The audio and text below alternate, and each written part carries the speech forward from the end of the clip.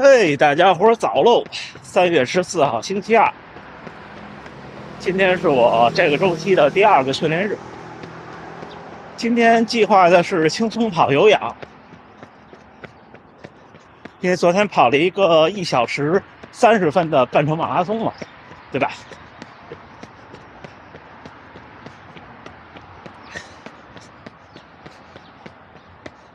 最近真是周周都有比赛哈。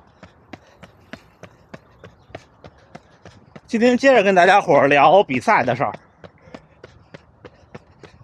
因为刚刚赛完没多久，我记得还清楚，感受还在。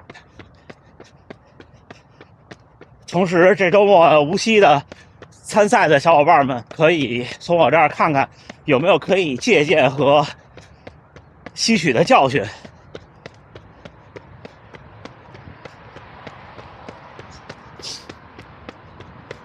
现在天亮的真早，我今天5点55出的门，出来就已经这样了，就很亮了。昨天黑是因为昨天是阴天，一直在下雨，但是这边下了半宿的雨和阴了一天的天以后，今天就降温了，这一周都不太暖和，所以今天我把臂套戴上了。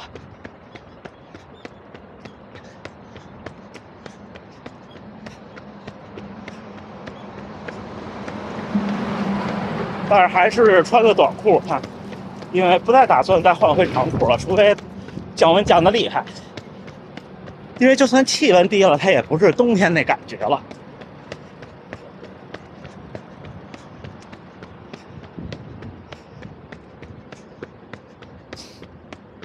今天体感也还行，但是昨天跑完那个半马以后，还是觉得比平常跑完疲劳一些，毕竟刚刚一周嘛。行，那咱一会儿聊啊。我刚才在脑子里想了半天要怎么说这一期。我想说的是，马拉松其实很长，马拉松又其实很短。在你站上赛场之前，你一直觉得它很长，觉得担心，觉得焦虑，觉得可能完不成，觉得可能跑不出自己想要的成绩，对吧？等你真的跑完，会觉得很短，觉得42公里也就不过如此，并且这种感觉会持续一阵子。在你未来的1周、2周的训练中，你就会觉得5公里、10公里不算什么，对吧？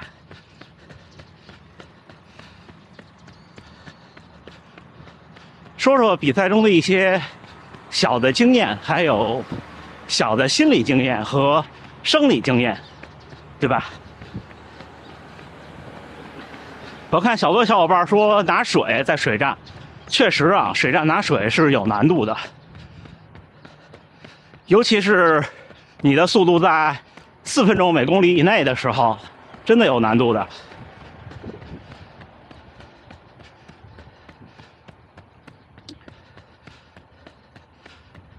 像原来有的比赛是有志愿者给你，就是他拎着那杯子角那样，那就比较容易。但是现在这种比赛不多，基本只有欧美的比赛好多这样，国内有的也有，但是不全是都这样。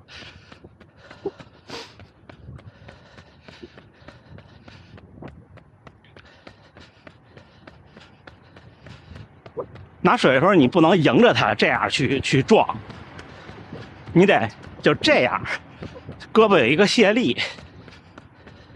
我有几张在赛道上拿水被摄影师捕捉到的照片，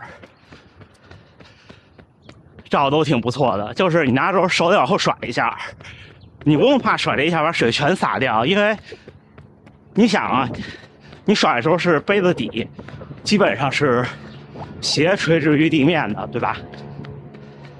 你这样一甩水，它不会从杯子上边出去，因为它的惯性是向着杯子顶的。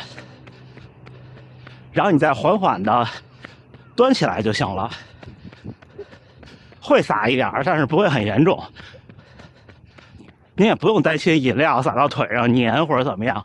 就像那天我说有小伙伴问能量胶不好吃似的，这是马拉松比赛，不是野营，也不是春游，对吧？这没办法，鞋弄上饮料也没事儿，可以拿水一冲就好了，而且几乎不会弄上，可能会洒到小腿上一些。然后你端起以后千万别着急喝，我有过这种经验，就是你端起来直接着急喝，你压住一口气，特别难受。你先调整呼吸，尽量在把气呼出去的状态下喝水。然后喝的时候呢，把杯子捏成一个平的形状，就是捏出一个小尖儿来，把杯口。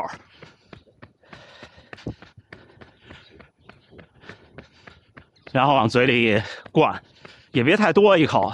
而且还有一个小窍门啊，就是你水进到嘴里后，别着急往下咽，你一定确保再确保别有空气压进去。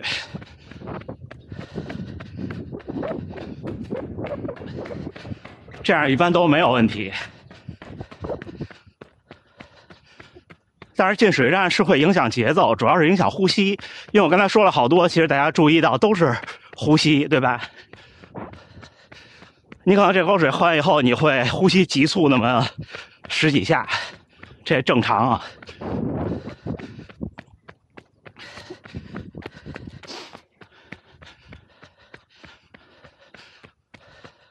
至于准备的补给，我是这样建议的：电解质补充剂、盐丸或者是什么，最好是不要弄缓释胶囊的，因为那种啊它太黏了，有时候第一你不能直接吞服，有的时候没有水的时候；第二呢，就是就算有水，你可能一口喝不了那么多，你也不可能使劲扬着脖子往下咽，对吧？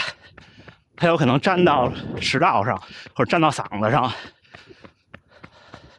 最好就是片剂，这样最坏结果你可以吞或者嚼碎，是不是？马拉松比赛准备的是下限，不是上限。就像我昨天说的，很难普通人在一场比赛中发挥出自己的上限，因为比赛跟平常外出训练不一样。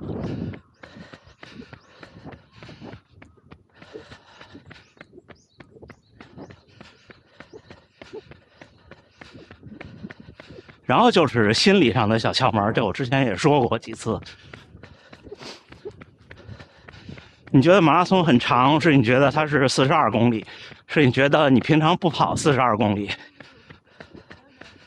我一般这么去衡量这个比赛的距离，前5公里我是不看距离的，也不想的。前5公里就看配速，能不能在3公里之内达到你的目标配速，这很关键。如果想冲成绩的话，如果你在5公里才达到，你就追不回来了。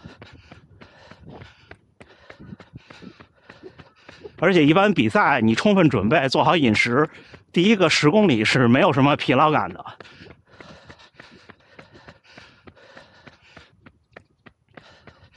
等到14公里就好办了，对吧？14公里你就想完成了1/3了。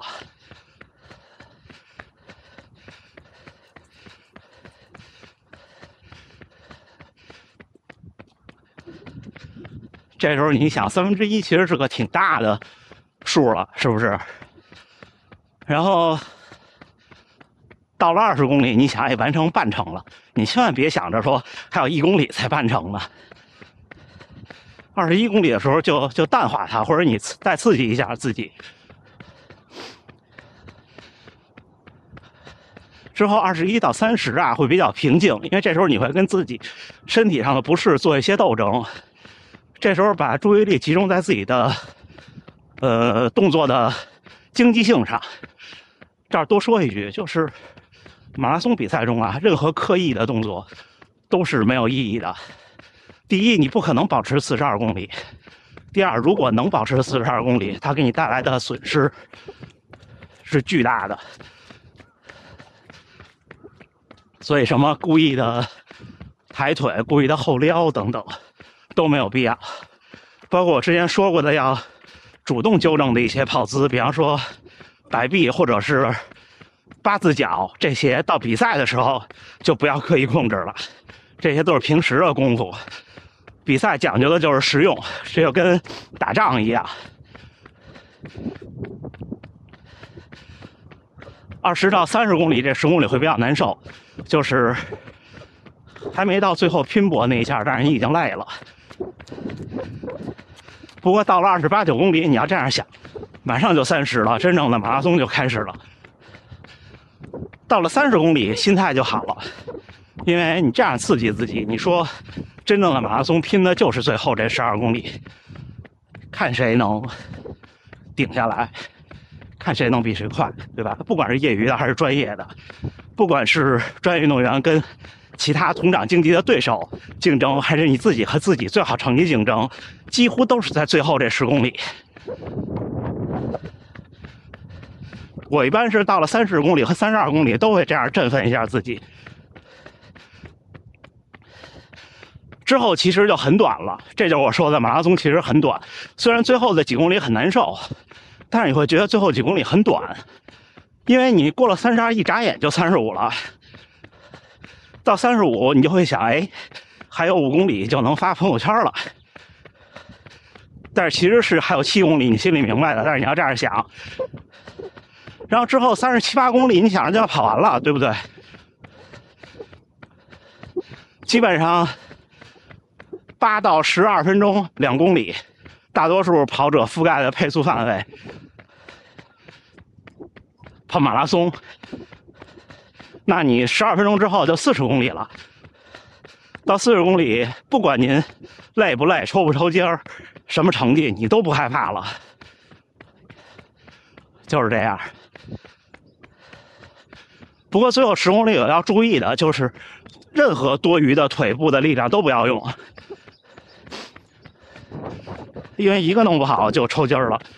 就抽筋儿这事儿是这样，如果你一直没抽筋儿，哪怕在抽筋儿的边缘也没事儿，一旦抽了一次，你就很难再顶起来了。你确实可以通过拉伸缓解，但是这种抽筋儿和足球运动员那种不一样，那种是就是突然的强度或者怎么样，他给他拉开还能坚持，因为他不是一个持续的能量输出。他在球场上也有走也有休息的时候，马拉松不行的。你一旦在赛场上抽筋儿，有经验的或者说这个抽筋儿是意外的这种，还能坚持下来，但是成绩会大打折扣，好多人就坚持不下来了。所以任何额外的动作都不要做，尤其是腿的，你千万别想着我要后撩，我要怎么样，尤其是后撩是最容易抽筋的，在后10公里。不是鼓励大家不后撩，就是你平常什么样，或者这么说，你在赛场上你最自然是什么样就是什么样，训练的时候什么样再说，行吧？差不多就这些。相机快没电了，其实我还有好多小的经验，针对我自己的，回头慢慢再跟大家分享吧。加油干，加油干！哎，3月14号星期二清晨7点39，训练结束啊，还是一个半程马拉松，1小时33，平均配速4分26，心率150，步频197，功率229。今天最后冲了6组200米，就是200米，然后慢300米，200米慢300米。这样因为表之前没有设课表的情况下，就我常规骑表跑，我就这样。为什么呢？因为总会有一个200米的结束是落在每公里的报时上。如果设成每500米报一次呢，那就都能在这个报时上，我就不用老看表了。冲这几组的原因是想让肌肉更热一些，因为上周末跑完比赛以后，一直都是一个低强度的训练。而且今天一开始的17、8公里都比较的匀速，这样跑完以后你会感觉腿的肌肉会比较僵，尤其是今天气温比较低啊，所以我还是主张长距离的匀速慢速跑之后冲几组。虽然这样有的人会说有受伤的风险，但是什么事都是利弊都有，它利大于弊就选择干。我有时候就习惯这样，行吧？明天我是这么想的，明天第3个训练日不会跑这么长了，所以明天换 Alpha Fly，然后看看跑10公里以上还磨不磨，怎么样？行，今天又跟大家伙分享了一些马拉松赛道上的事儿，还有一些小的不成熟的小经验吧。希望能够在这周末、下周末和春季的这个赛季的比赛中，能跟大家有一些帮助。这样我就很开心了。行，还是祝大家能努力生活，健康平安，都出好成绩，加油干！咱们明儿见。